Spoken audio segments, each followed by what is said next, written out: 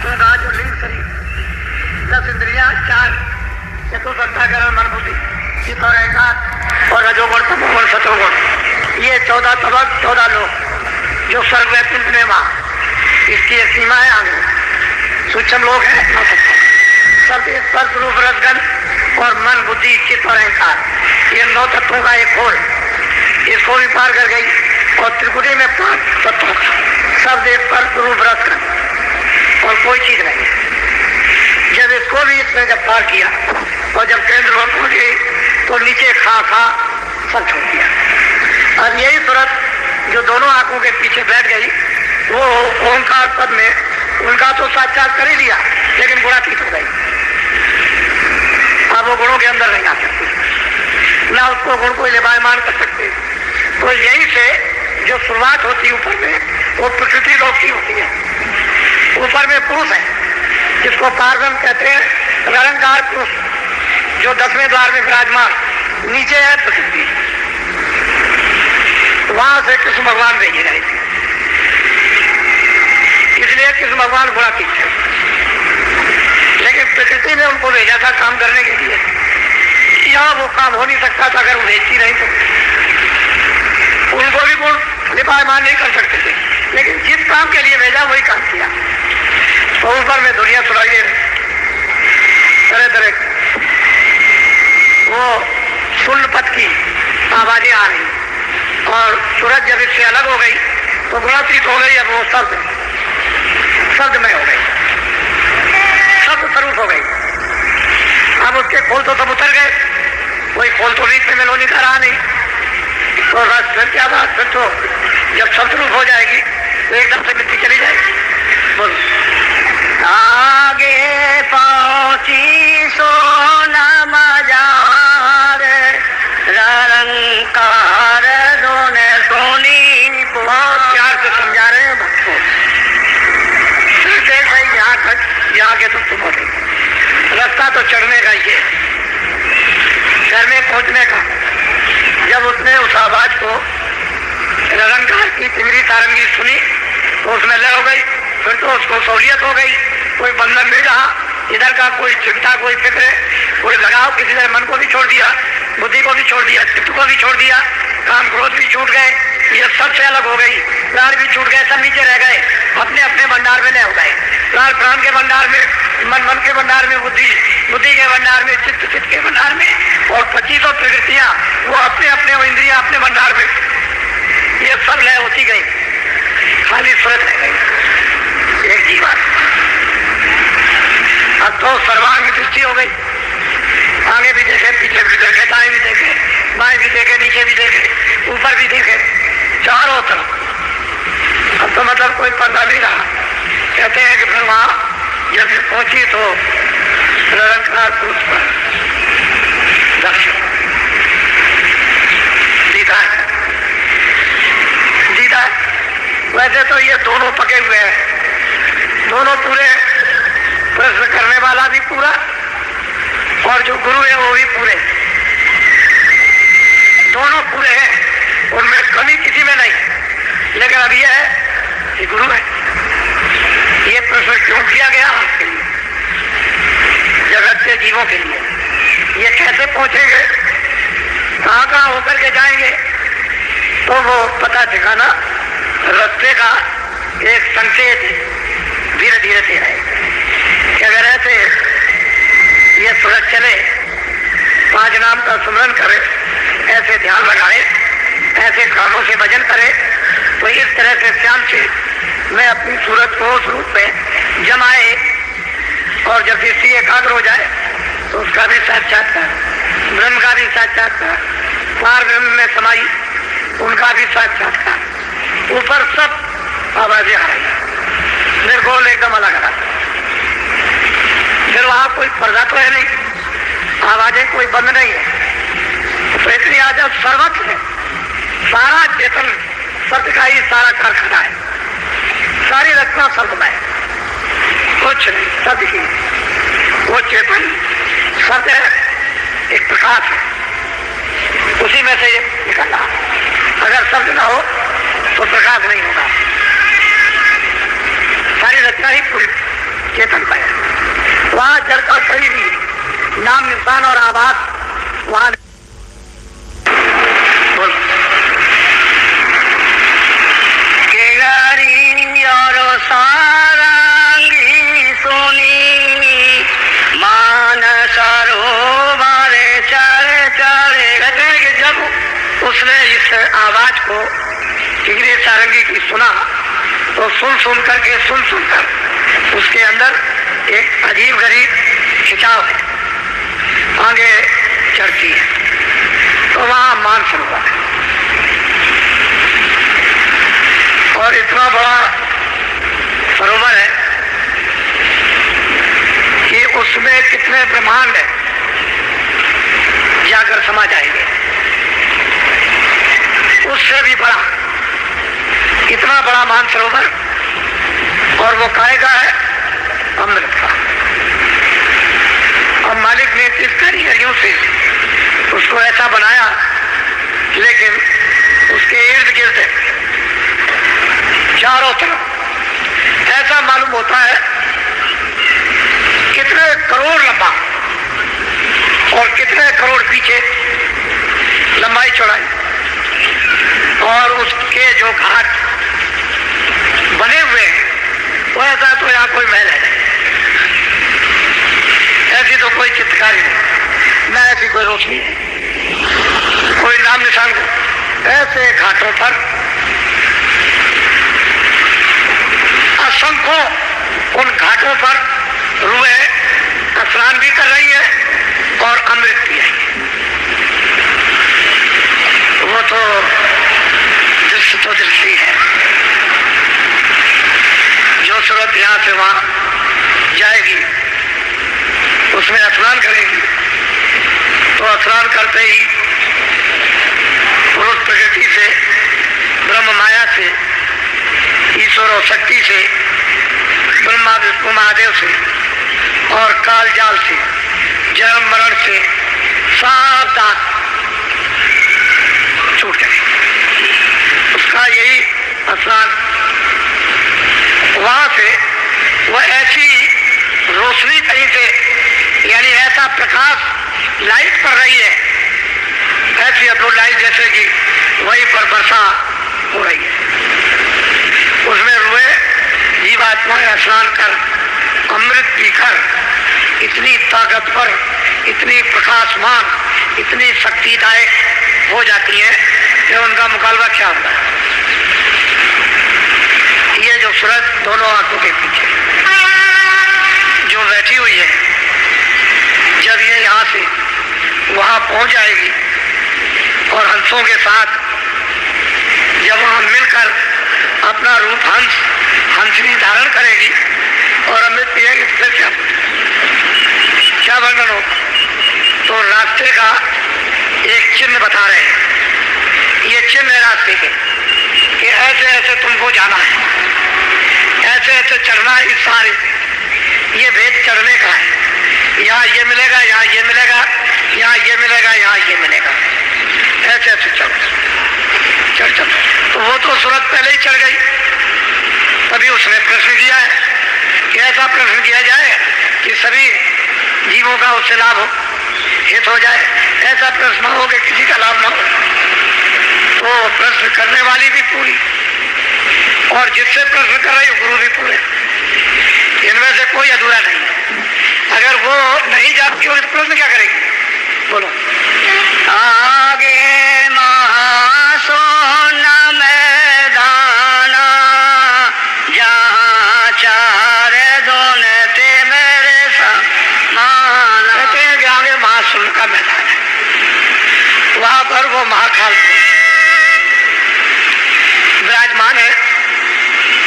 उनको महाकालपुर इसलिए कहते हैं, वो इतना महामैदान है कि उस इतना प्रकाश है कि उस प्रकाश को पार करना सुरतों के लिए बहुत मुश्किल है। जब वो स्नान कर लेती है मानसरोवर में, तो उनको इतना प्रकाश ऊपर से मिलता है कि वो उसको बर्दाश्त करते हैं। अगर उनको मानसरोवर में बर्दाश्त करने का प्रकाश न मिल जाए तो उस मैदान प्रकाश में कोई जा नहीं सकता। तो आगे महासुन का मैदान है। बहुत वैसे रचना तो गजा गजे, कोई ऐसा ही मैदान नहीं है, कोई भी एक तिल भर भी, एक कण भर भी रचना से खाली नहीं। ये महाशून्य का मैदान है। आगे भंवर गुफा स्थान है, वो स्वयं पुरुष विराजमान है। उनका अधिकार ब्रह्म पर भी है और पारब्रह्म पर भी और ईश्वर पर भी, सब अधिकार लेकर के बैठे हुए हैं। और यहां तक तो महाप्रलय होती है, इसके आगे कोई महाप्रलय नहीं है। ये मैदान बहुत बड़ा है। आगे महाशून्य है, जिसको महाभंवर गुफा कहते हैं। उस पर वो स्वयं पुरुष विराजमान है और वो वहां एक इंडोला पड़ा हुआ। ये सब उसी धुरा पर सबके सब छूट रहे हैं। इतनी तेज चक्कर से पूरे के पूरे मंडल झूल रहे हैं, ऐसे चल रहे हैं। ऊपर से देखने में आता है कि सारे मंडल घूम रहे हैं इस तरह, ऐसा धुरा चल रहा। कितने युग कितने कल बीत गए बराबर यही, इससे ये सब चक्कर घूम रहा। स्वर्ग भी घूम रहा, ब्रह्मांड भी घूम रहा, पार ब्रह्मांड भी घूम रहा, पूरा का पूरा ये। तभी तो इंडोला पड़ा हुआ है, नहीं तो कैसे पता चलेगा? वहां देखने से मालूम होता है।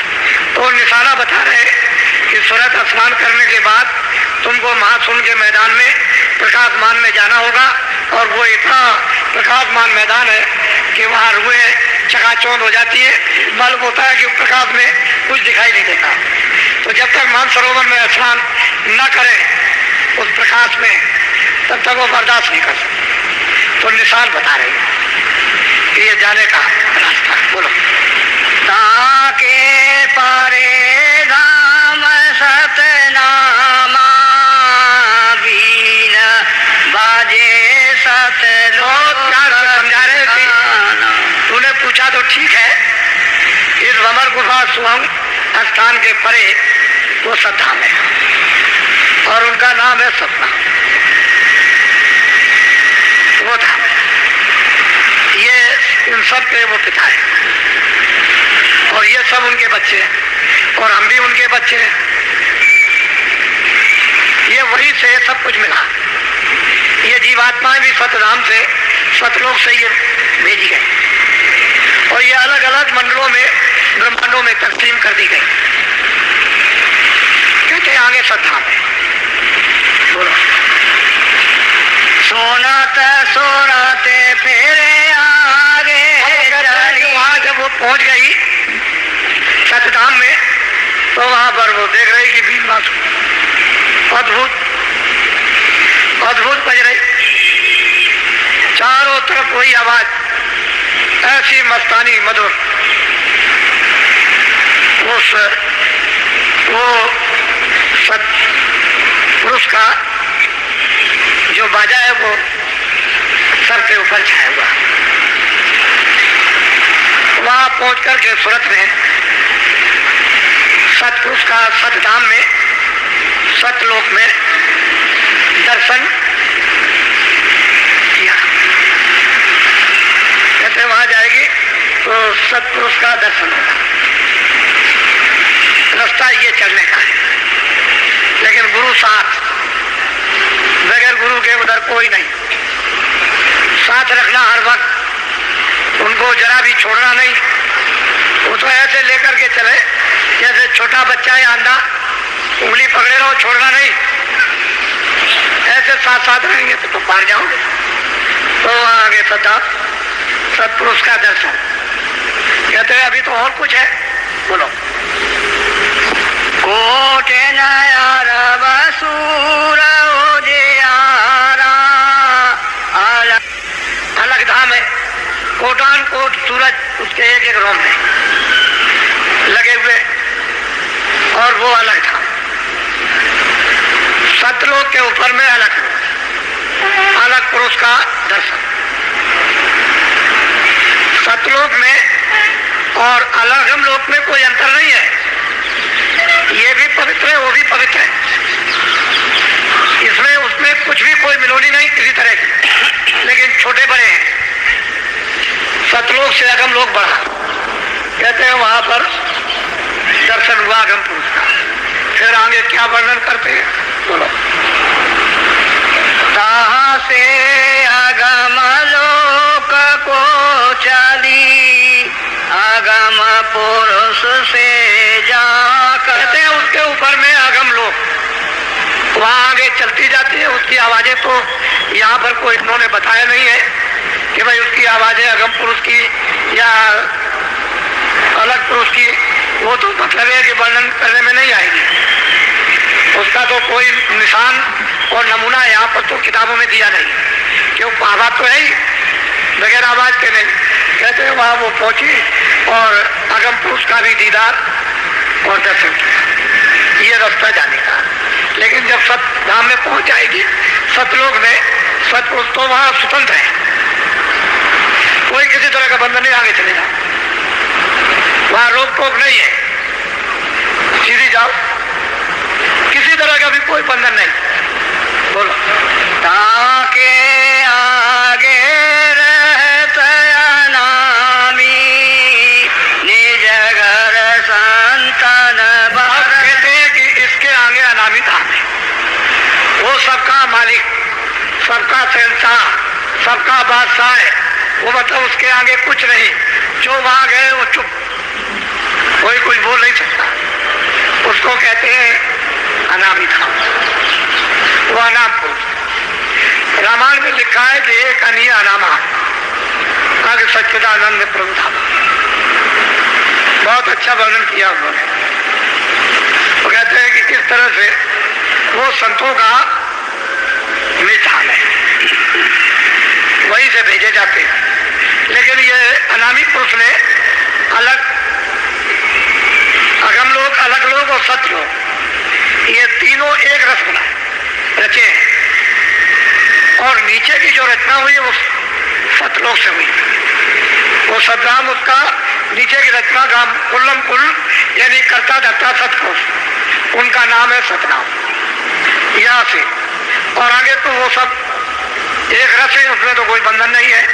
जब सतलोक में सूरत पहुंच जाए तो आगे चली जाएगी। उसको इतना बल, इतनी शक्ति उसके पास, और वहां सतपुरुष की ऐसी मर्जी के आगे जाओ, आगे चली जाती है। अब वहां का जो हाल है वो लिखा नहीं जा सकता। ये तो महापुरुषों ने, कबीर ने, रविदास ने, तुलसीदास ने, मीराबाई ने जो कुछ भी देखा, एकमात्र सारे कुछ नहीं, जो वहां यहाँ कुछ नहीं देखा, इशारा कर दिया बस। और वचनीय वचनों में नहीं आ सकता, कलम कागज की स्याही पर अक्षरों में नहीं आ सकता, वही इशारा करते रहिए। ऐसी रचना है, ऐसे रूप है, ऐसा प्रकाश है, ऐसा अमृत है। और वहां जो पहुंचा वो कभी लौट के आना नहीं। एक बार उसकी तो ये मौत जरूर हो गई कि जीवों को, जीवों के भंडार को एक बार दे दिया, और अब जो पहुंच जाएगा फिर कभी ऐसी मौज नहीं। और वो कहते हैं कि भाई काल हमने समझ बूझ के रचा, क्योंकि काल बगैर बनाए लोगों को खौफ नहीं होता, खौफ से ही तो आते हैं। अगर ये चले जाते तो लौट के आते, तो जीव आए तो कितने युग और कितने कल बीत गए। ये इनका देश निकाला हो गया। महाकाल पुरुष, पार ब्रह्म, ईश्वर, इन सबको सत्पुरुषों ने देश निकाला कर दिया। ये नहीं जा सकते आपके जाने का तो रास्ता रखा है, लेकिन ये अपने स्थान पर रहेंगे, कभी नहीं जाएंगे। इनके जाने की कोई मर्जी नहीं, कोई मौज नहीं है। लेकिन अब क्या किया जाए, तपस्या की थी, उन तपस्या के बस होकर के सत्पुरुष ने इनको यानी वरदान दे दिया कि जाओ मैं तुमको देता हूं। तो जीवों के बगैर तो कोई रचना बैठती नहीं, तो जीव भंडार दे दिया। एक छोटा सा दिया है, कोई ज्यादा बड़ा नहीं है। वहां तो सब रूहों की, सभी जीवात्माओं की पूरी गिनती है, लेकिन यहाँ गिनती नहीं। वहां तो गिनती से दी गई और यहाँ उसकी गिनती नहीं, कागज पर कोई गिनती नहीं कि कितनी जीवात्माओं का भंडार दिया गया। अरे भाई रुपए की गिनती थोड़ी है कि गिन के दे दिया। कभी कभी जब गिनती खत्म होती है तो लोग अपने शब्द एक निश्चित करते हैं कि नहीं ये गिनती मान ली जाए, लेकिन वहां तो गिनती सबकी है, उसमें नहीं। ये सीधा सरल भक्त के प्रश्न का आपके लिए उन्होंने संकेत में बताया कि भाई मैं तो वहां का रहने वाला हूं, मैं तो इस काम के लिए भेजा गया हूं, आया हूं, और तुम इस तरह से अब बेचारे